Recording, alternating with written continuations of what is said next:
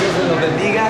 Aquí les saluda el hermano Isaí García y Jackie García. mi esposa Jackie García, mandándoles saludos a todos los hermanos de Argentina.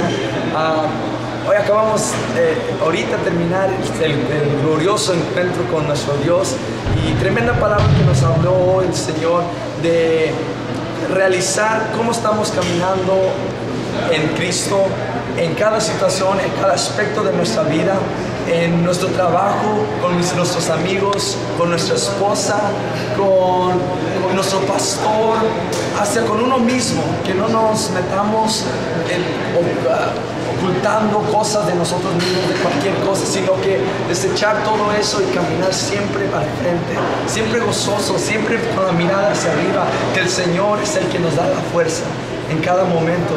Yo en este momento le quiero decir que ponga su mirada en Dios y cuestione a Dios diciéndole: Señor, ¿cómo estoy caminando? ¿Cómo es mi vida espiritual en realidad en esta vida, en esta tierra que estoy de pasada?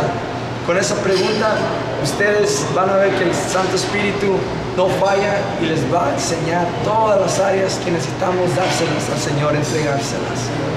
Amén. Saludos muchos allá, Argentina. Dios los bendiga.